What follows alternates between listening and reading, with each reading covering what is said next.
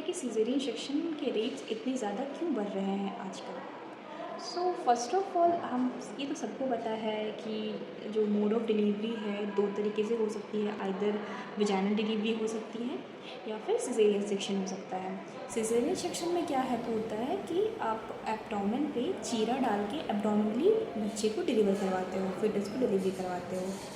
So this is caesarean section. क्या आपको पता है कि सिज़ेरियन सेक्शन जो पहले रोमन लॉज़ में तभी किया जाता था जब वुमेन का डेथ होने वाला होता था, कि ताकि जो बच्चा हो वो ज़िंदा निकल पाए, या अगर ज़िंदा रहा तो, और नहीं रहा ज़िंदा तो दोनों को अलग अलग बरी किया जा सके। पर आजकल हर दूसरे लोग का मतलब अगर आप पूछिएगा कि आपका क्या नॉर्मल हुआ या सिज़ेरियन हुआ, तो आप सुनिएगा कि हर दूसरे इंसान का सिज़ेरियन से ही डिलीवरी हो रहा है। ऐसा क्यों है? इसके बहुत सारे रीज़न्स हैं, जिसमें से मतलब सबसे इम्पोर्टेंट रीज़न आजकल जो चल रहा है वो है कि लाइफस्टाइल चेंजेस। जैसे क्या है, पहले वुमेन थोड़ी एक्टिव रहती थी, आजकल औरतों ने सेडेंटरी लाइफस्टाइल अपनाना स्टार्ट कर दिया है। लोग ज़्यादा रेस्ट में रहते हैं, ज़्यादा फिजिकल एक्टिविटी प्रेगनेंसी के दौरान रहता नहीं है, जिसकी वजह से क्या होता है कि नॉर्मल के जो चांसेस हैं वो घट जाते हैं। तो नॉर्मल डिलीवरी अगर नहीं होगी तो तुम्हारा दूसरा ऑप्शन वही है, सिज़ेरियन सेक्शन। फिर दूसरा कारण आता है कि जो आजकल जो शादी जो हो रही है वो बहुत डिलेड हो रही है। डिलेड मैरिज जो होता है, जिसकी वजह से क्या होता है कि delayed child birth, first child जो कंसेप्शन होता है वो डिलेड हो जाता है।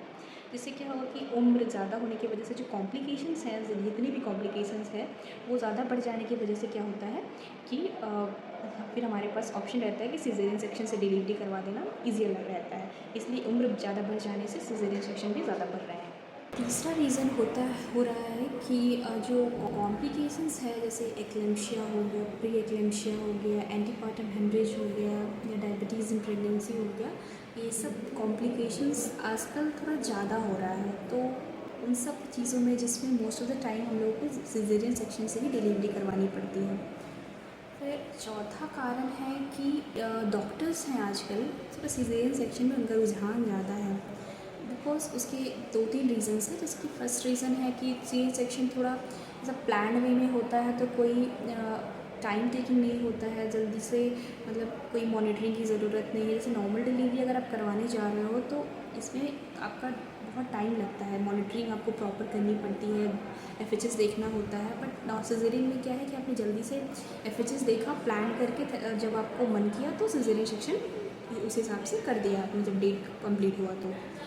फिर और एक रीज़न है क्योंकि पेशेंट का भी रुझान सिज़ेरियन सेक्शन में थोड़ा ज़्यादा हो रहा है, क्योंकि नॉर्मल डिलीवरी में क्या है कि पेन बहुत ज़्यादा होता है, और पेन कभी कभी ऐसा होता है कि 2-3 दिन तक कंटिन्यू रह जाता है। थोड़ा ज़्यादा करके पेन 2-3 दिन तक रह जाता है। तो क्या होता है कि जो पेशेंट्स हैं वो इतना पेन बेयर करने के लिए रेडी नहीं रहते, जिसकी वजह से वो दूसरा ऑप्शन चूज़ कर लेते हैं, जो कि है सिज़ेरियन सेक्शन, जिसमें पेन उनको कंपेरेटिवली उस टाइम तो कम होता है, बट उनके लिए थोड़ा प्रॉब्लमेटिक हो जाता है कि लॉन्गर स्टेज हो जाता है। बट वो लोग सह लेते हैं, बट पेन रेडी नहीं है सहने के लिए, इसलिए भी सिज़ेरियन सेक्शन हो रहा है। साथ में कुछ लोग कुछ वीमेन का क्या होता है कि कोई स्पेशल मुहूर्त वो लोग डिसाइड करते हैं कि इस मुहूर्त में उन्हें डिलीवरी करवानी है, तो उसमें ये वेजाइनल डिलीवरी भी ये पॉसिबल नहीं है, इसलिए सिज़ेरियन सेक्शन ही इसका एक ऑप्शन बचता है। तो सिज़ेरियन सेक्शन करके डिलीवरी करवा दिया जाता है, जो कि अकॉर्डिंगली जिस टाइम में वो चाहते हैं उस टाइम में।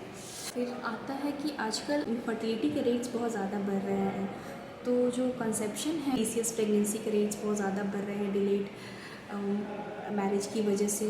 साथ में क्या होता है कि मैंने कहीं क्वैक प्रैक्टिसेस भी आजकल बहुत ज़्यादा बढ़ रहे हैं, जो कि क्वैक प्रैक्टिस बढ़ने से क्या होता है कि वो लोग जो है, क्योंकि सिज़ेरियन में पैसा ज़्यादा मिलता है, तो वो लोग सिज़ेरियन ज़्यादा कर देते हैं। तो सिज़ेरियन एक बार अगर किसी विमेन का सिज़ेरियन सेक्शन हो गया है, तो मोस्ट ऑफ़ द टाइम दूसरी बार भी उन्हें सिज़ेरियन सेक्शन से ही डिलीवरी करवानी पड़ती है। तो क्या हो गया कि एक किसी क्वैक ने अगर पहली बार कोई सिज़ेरियन करवा दिया, तो फिर दूसरी बार हम अगर आएंगे या तीसरी बार आएंगे तो उन्हें सिज़ेरियन से ही डिलीवरी होगी। तो सिज़ेरियन सेक्शन का रेट बढ़ने का एक ये भी मुख्य कारण है। साथ में और बच्चे का कारण हो कि उसका पोजीशन प्रेजेंटेशन गड़बड़ हो, जैसे कि नीचे अगर हेड ना हो के ब्रीच बटक आ गया है, या फिर वो ट्रांसवर्स लाई हो गया, लॉन्गिट्यूडिनल लाई ना हो के, तो वो सब अलग कॉजेज़ हो गए। लेकिन मेजर कॉज में यही है कि आपका जो डिलेड चाइल्ड बियरिंग जो आजकल हो रहा है, फर्स्ट कंसेप्शन जो डिलेड हो रहा है, ये एक one of the important reason है। दूसरा एक रीज़न इम्पॉर्टेंट है कि जो मॉनिटरिंग है आजकल प्रेगनेंसी में वो बहुत ज़्यादा हो गया। जैसे पहले क्या था कि लोग नॉर्मल डिलीवरी जो घर पे ही वेजाइनल डिलीवरी हो जाता था, मोस्ट ऑफ द लोग का पहले का सुनिएगा कि उनके घर पे ही वेजाइनल डिलीवरी हो गया है। तो कोई वहाँ पे मॉनिटर करता नहीं था, कोई एफएचएस नहीं सुन रहा है, कोई सीटीजी नहीं देख रहा है, कोई पार्टोग्राफी नहीं कर रहा है, कुछ नहीं कर रहा है।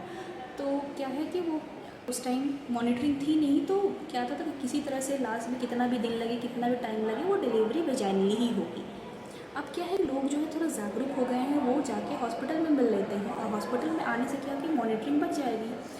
हम लोग प्रॉपर एफएचएस देखेंगे, हम लोग पार्टोग्राम बनाएंगे, हम लोग सीटीजी देखेंगे। तो क्या होगा कि ये सब चीज़ करने से क्या होगा कि बीच में जब भी कॉम्प्लिकेशन लगेगा, कुछ भी दिक्कत लगेगा, हम लोग तुरंत सिजेरियन के लिए ले लेंगे पेशेंट को, वेट नहीं करेंगे। और इससे एक बेनिफिट ये है कि जच्चा बच्चा दोनों सुरक्षित रह जाते हैं। लेकिन लॉस ये है कि सिजेरियन सेक्शन के रेट्स आजकल ज़्यादा बढ़ रहे हैं। तो अब हम लोग आते हैं इस टॉपिक पे कि सिजेरियन सेक्शन रेट बढ़ने से क्या प्रॉब्लम है। सिजेरियन सेक्शन से बढ़ने से क्या प्रॉब्लम है कि अगर आपका पहले तो एक बार पहला सिजेरियन हुआ तो बार बार सिजेरियन होगा, तो जो आपका स्ट्रेंथ है, मसल स्ट्रेंथ है जो वापस से आता है, वो 100% आपका मसल स्ट्रेंथ नहीं आता है, उसमें से बस 80% मसल स्ट्रेंथ रहता है। तो जैसे जैसे आपका सिजेरियन सेक्शन जितना ज़्यादा सिजेरियन सेक्शन होगा, आपका थोड़ा मसल वीकनेस है वो बढ़ता जाएगा, पहला का। दूसरा चीज़ है कि दूसरे प्रेगनेंसी में जो प्लासेंटा प्रीविया है, एंटीपार्टम हेमरेज है, वो सब का भी रिस्क, एक बार अगर सिजेरियन हुआ है या 2 बार सिजेरियन हुआ है तो वो सब का रिस्क बढ़ जाता है। फिर जो ट्यूब है आपका, फिलोपियन ट्यूब है, वो सिजेरियन के दौरान अगर चिपक गया आके यूट्रस में, तो फिर आपको इनफर्टिलिटी भी हो सकती है। तो सिजेरियन किसी भी हाल में मेरे हिसाब से बहुत सही तो नहीं है, बट कोई ऑप्शन भी नहीं है, तो करना पड़ता है। So this is it for today. आगे हम लोग नेक्स्ट वीडियो में दूसरे टॉपिक पे डिस्कशन करेंगे। फॉर द टाइम भी टेक केयर, बाय बाय।